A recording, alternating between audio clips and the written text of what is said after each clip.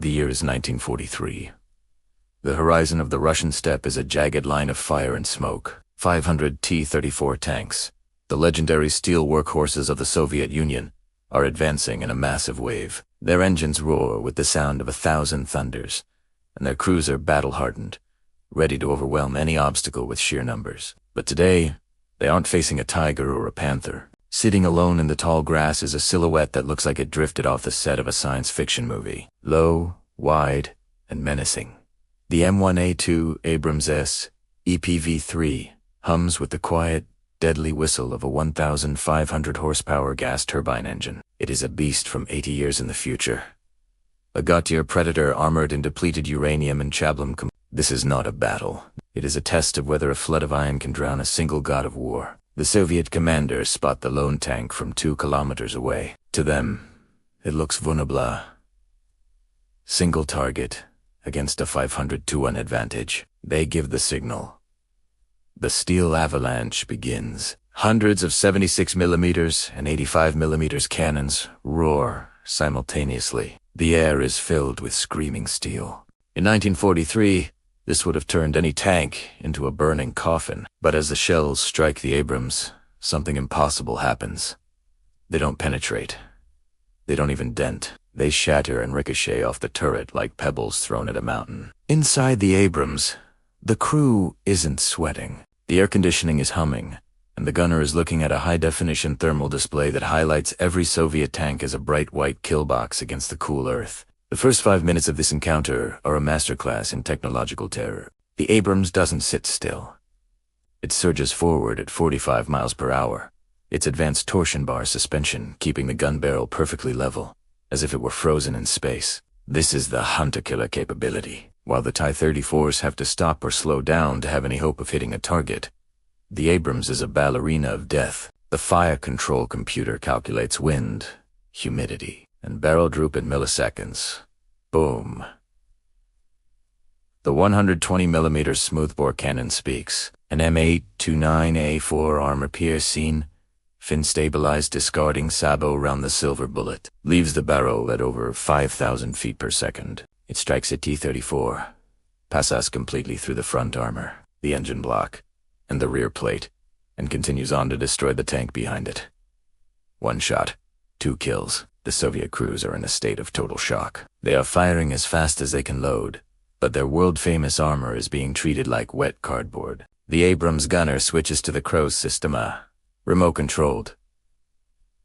50 caliber machine gun on the roof. As T-34 commanders hatch open to get a better view of the invisible monster, they are instantly suppressed.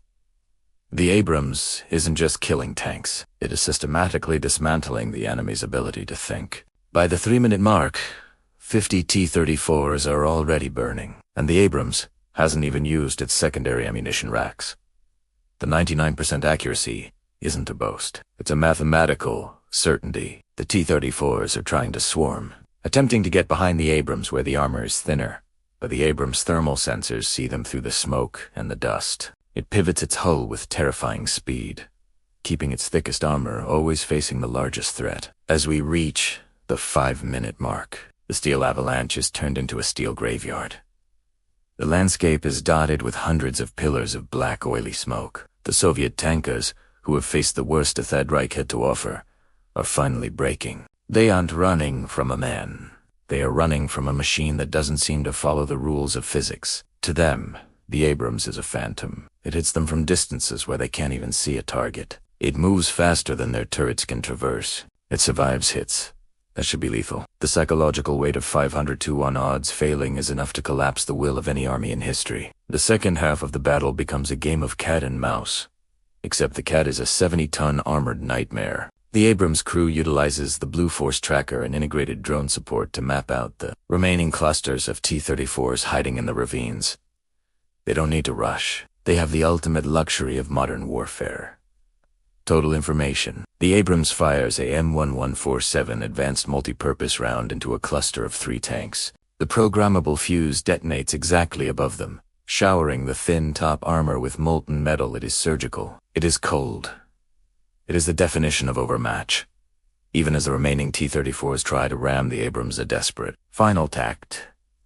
The modern tank's acceleration leaves them in the dust. The Abrams can go from 0 to 20 miles per hour in seconds, dancing around the sluggish World War II machines. Every time a T-34 gets close enough to aim, the Abrams is already gone, repositioned and firing another sabot round that turns a three-man crew into history. The 1940s technology simply cannot bridge the gap of 80 years of evolution in metallurgy, computing, and by the end of the 10th minute, the fields are silent. The last of the 500 T-34s is a smoldering wreck. The Abrams crew performs a final scan of the horizon. Its fuel is low, its ammunition racks are nearly empty, but its hull is intact. Not a single Soviet shell managed to draw blood. The Abrams hasn't just won a battle. It has proven that, in the modern age, quality doesn't just beat quantity, it annihilates it. One got the air. Tank has effectively deleted an entire armor division from the history books. The Abrams turns and drives back into the mist of the future, leaving behind a world that now knows. The era of the massed tank charge is dead. It was killed by a computer, a turbine, and a single 120mm gun that never misses. The 500 T-01 miracle didn't happen for the many. It happened for the one. Would you like me to generate the visual prompts for this script so you can create the specific AI images for the Abrams and the T-34G graveyard?